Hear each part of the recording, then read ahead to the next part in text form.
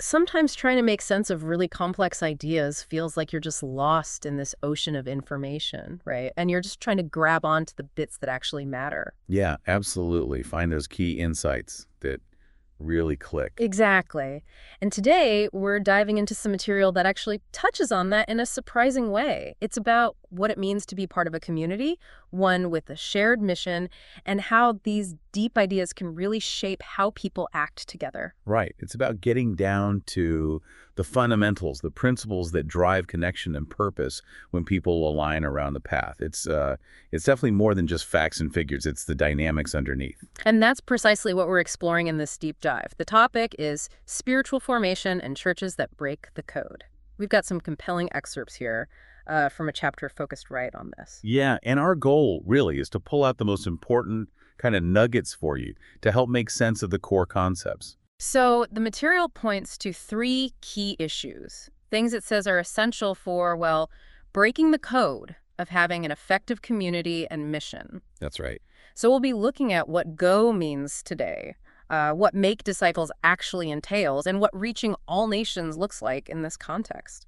And there's some surprising things in here, like a unique 5-stage process for transformation we can unpack. Mm-hmm. We'll also see how different communities are putting these ideas into practice. Yeah, and this deep dive is really designed for you. Maybe you're exploring a new field or prepping for a discussion group, or maybe you're just really curious about how these kinds of profound ideas shape communities and, individual lives too. We'll guide you through it, aiming for those aha Yeah. moments without just drowning you in information. Okay, so let's start with that first idea. Go.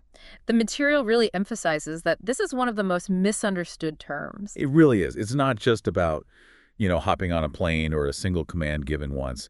The original Greek word implies something ongoing, more like while you are going or as you go. Oh, okay. So that shifts it quite a bit, doesn't it? From a specific event to more of a lifestyle. Exactly. It challenges that whole idea of going as just a one-off evangelistic campaign or something. Right. And the text suggests the early church's way of sharing their message was much more organic, maybe like Jesus's encounter with the Samaritan woman at the well. Precisely. It wasn't about structured programs back then. It was personal connection. And you see this pattern, right, where someone has a personal experience, they go back to their own people. Their oikos is the term used. Their household, their network, yeah. And they share what happened, and then the people who hear decide to go check it out for themselves. Yes, and that's described as a really effective way to cultivate life change in many communities. It's relational. Okay, but here's something that really jumped out at me from the reading. There was this study mentioned 601 church planters. Ah, yes, that one. And it found, kind of counterintuitively, that the ones who thought evangelistic training was essential, there were actually fewer of them compared to those who didn't prioritize it. And the churches that really pushed that training tended to be smaller. It's a striking finding, isn't it? It really is. I mean, what does that suggest about how we usually think about growth and outreach? It seems to flip it on its head. It completely does. Yeah. It suggests that maybe the impact isn't coming just from didactic teaching or formal training programs. The insight seems to be that it stems more from relational depth. Okay. The source really emphasizes that the community itself is seen as the main way the message gets communicated, is the community that welcomes outsiders and empowers insiders to share their own journey. That relational focus, it feels very much like that early church model again. Meeting publicly, sure, but also regularly in homes for teaching, fellowship, meals, prayer. That dual structure, yeah. It let the message flow naturally. And then, ironically, when they got maybe a bit too comfortable, persecution scattered them, forcing them to go beyond their usual circles. Spreading the message wherever they ended up. It's like hardship actually decentralized their going strategy. So that historical pattern shows something powerful for today then. That effective communities often use both big gatherings for maybe initial contact and smaller, more intimate groups for really equipping people. Exactly. And the principle is that people outside a particular community often need, safe places and safe people to help them explore new ideas or beliefs without feeling judged or pressured.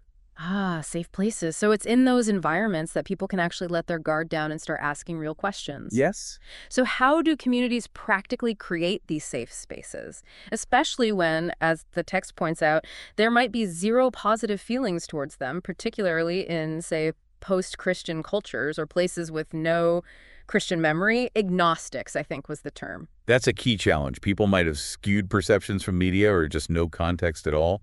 So creating an atmosphere where experimentation with ideas and experiences feels okay is crucial. And it usually comes down to authentic, intentional relationship building. It's interesting. The material also suggests that, from its perspective, a higher power is seen as already working in people's lives, drawing them towards something spiritual. And inviting others to notice and join in that activity by being sensitive to what's happening around them. Yeah, it even mentions this idea of a third spiritual awakening, where Well, people are apparently more open to spiritual practices and conversations, even if traditional religion is declining in some areas. and that openness, as you said, often plays out relationally. The source cites figures, something like 80–90% of people becoming followers, mainly because of a relationship they had with another believer. Wow, 80 to 90%, that's huge. It really underscores the need for that intentional relationship building, because the old programmatic ways just aren't as effective anymore. Prayer is also highlighted here. How so? Well, people often become open to prayer when they're connecting with someone they trust. There's that example of the woman whose husband experienced healing, described in doctor speak, medically explained, but she attributed it to prayers with a friend, even though she wasn't a believer herself yet. That connection opened a door. So going really boils down to being relationally present, creating those safe spaces, and being aware of these barriers: image, language, culture, religion, lifestyle. Right. It's not just about persuasion. It's an intentional process, often slow. The authors share their own experience early on. Focusing on evangelism led to many initial decisions, but few stuck around long term. When they shifted strategy toward community engagement, focusing on relationships, they saw far more people become what they call devoted followers with lasting connections. It really highlights the patience and adaptability needed, doesn't it? Absolutely. Which leads us nicely into the second key issue. What does it mean to make disciples? The source defines a devoted follower simply as someone living, loving, and leaving what Jesus left behind. But the bigger challenge is, how do you intentionally help people become that? It's a process of deep personal transformation. Right, not just a quick conversion. And to help understand that process, the material introduces this 5-stage framework. It comes with a chart. Yes, the 5 stages. And it's important, as the text notes, not to see it as rigidly linear. It's more organic. Stages overlap. Okay, so what are they? They are searching, believing, belonging, becoming, and serving. Searching, believing, belonging, becoming, serving. Got it. Let's walk through them. So searching first. Searching. This just acknowledges that people are naturally looking for meaning and purpose. The main barriers identified here are image and culture. Image and culture. How so? Well, the community might have an image problem, seen as boring, irrelevant, maybe judgmental, even arrogant sometimes. And culture is huge. Someone new might feel like they've walked into a, quote, convention of aliens, not understanding the language, the customs, anything. Yeah, I can see that. So the challenge is fixing the image problem and making the language and forms understandable, contextualizing them so outsiders can actually engage. Exactly. And the commitment needed from someone in this searching stage, it's simply being open. Open to the possibility that maybe Jesus is a pathway to spiritual meaning. Not belief yet, just openness. Right. Not immediate commitment to the whole system, just openness to explore. And this often starts when they meet an authentic follower outside the formal community setting, who then provides that safe place to investigate the claims. Okay, there was that example, like someone asking, can I believe in God but not Jesus? And the response being something like, that's a great place to start. If you believe in God, maybe try praying. God, I believe in you. Show me if Jesus is your way for me. Yes, that's a perfect illustration of meeting people exactly where they are without demanding instant conformity. Okay, so that leads into the next stage, believing. Believing. Now, for real commitment to this specific path, the source suggests there needs to be an openness to Jesus as, well, the one and only way. When that openness exists, embracing the belief is often just a matter of time. And the barrier here is? Interestingly, the concept of grace itself is highlighted as a major barrier. The idea of a free gift, completely unearned. How is that a barrier? Because it contrasts so sharply with many other spiritual paths, or even just secular achievement mindsets, which often emphasize human effort, merit, what you do.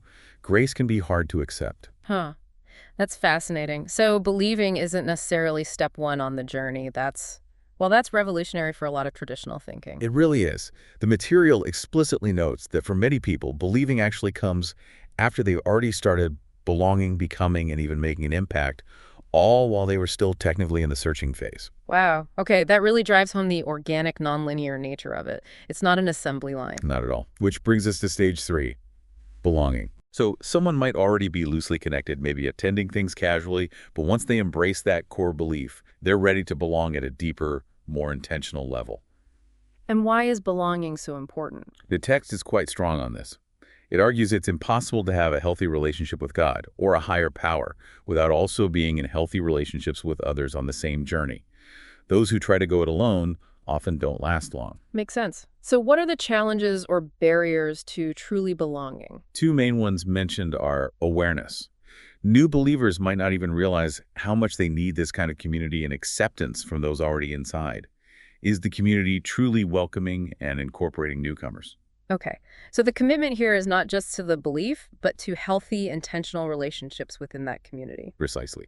And this points to the importance of getting new believers plugged into smaller groups, maybe faith communities, where they can actually be known, share life, and feel genuinely part of things, finding your place. Got it. Okay, moving on to stage 4, becoming. This sounds like growth. Yes. Becoming is all about growth and transformation into the likeness of the central figure, Jesus in this case.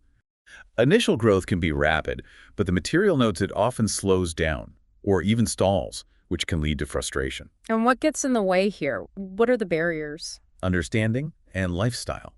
People often bring deeply ingrained lifestyle patterns or issues that need significant attention to align with their new beliefs and values. Like what, for example? Well, someone might realize they need to completely rethink how they handle their money, their finances.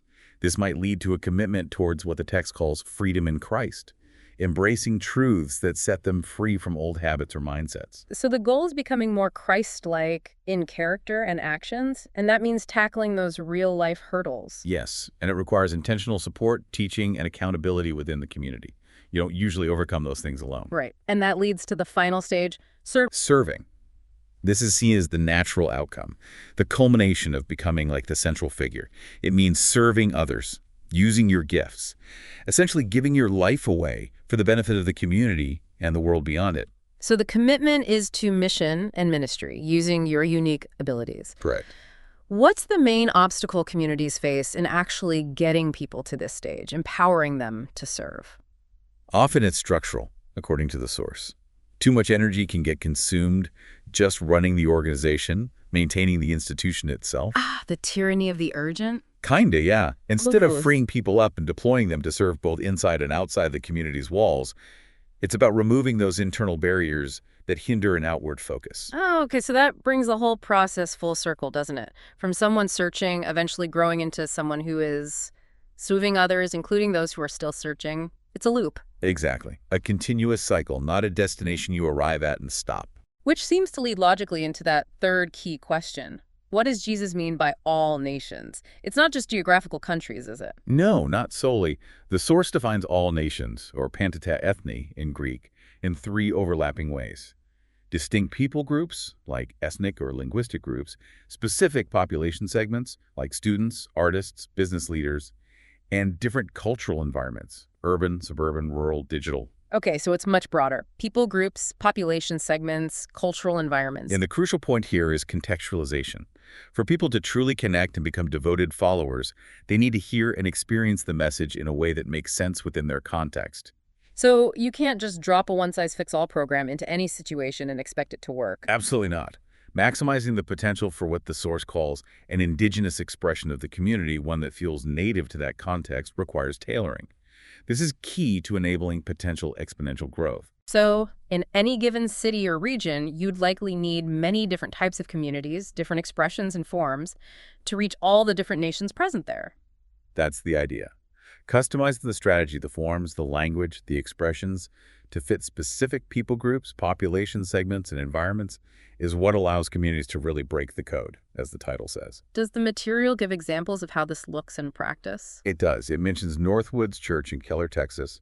They use a process called T-Life, focusing on integrating worship, community, and missions. It's not three separate things, but interwoven parts of the journey. Okay, integrated. Then there's Mountain Lake Church, using what they call the 5 Gs: growth, personal spiritual growth, gifts, using talents, groups, community, giving, visionary generosity, and greater impact. Greater impact. How do they measure that? Interestingly, not just by dollars given, but by seeing lives genuinely transformed and owned by their core beliefs, which then leads to investing time and resources in people outside the community.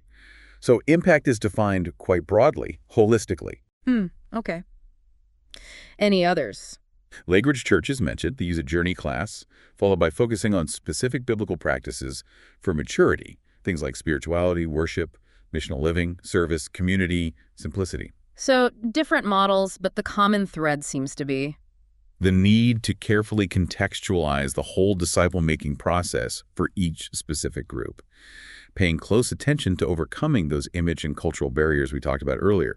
It really boils down to meeting people where they are with a message and an approach they can genuinely connect with and apply. Wow. Okay, we have certainly journeyed through a lot of rich insights from this material today, from unpacking the real meaning of go as an ongoing lifestyle. To exploring that really organic, sometimes counterintuitive 5-stage process of making disciples. And landing on the absolute necessity of contextualizing the message for all nations in all their diversity. And the source material itself leaves us and you, the listener, with some really thought-provoking questions to maybe just mull over. Yeah, like, what does it really mean to be a disciple in that broader sense of deep commitment and ongoing growth? And thinking about your own life, what might your process look like for connecting with others, maybe helping them grow or transform whatever journey they might be on? And practically, what steps could you or maybe a community you're a part of take to develop a more holistic approach to development, drawing on some of these principles we've discussed? Because as we've seen today, real transformation, according to this material, seems to hinge on that intentional relational engagement. Yeah, and adapting your approach to meet people right where they are rather than expecting them to just conform to your way immediately. Which raises a final, maybe provocative thought for you. Yeah. How might really understanding this image problem that communities can face and the deep need for creating safe places, both as a concept and in reality, how might that change the way you engage with different communities or viewpoints in your own life? Yeah, how could it help encourage deeper connection and understanding, regardless of the specific path anyone's exploring? Something to think about.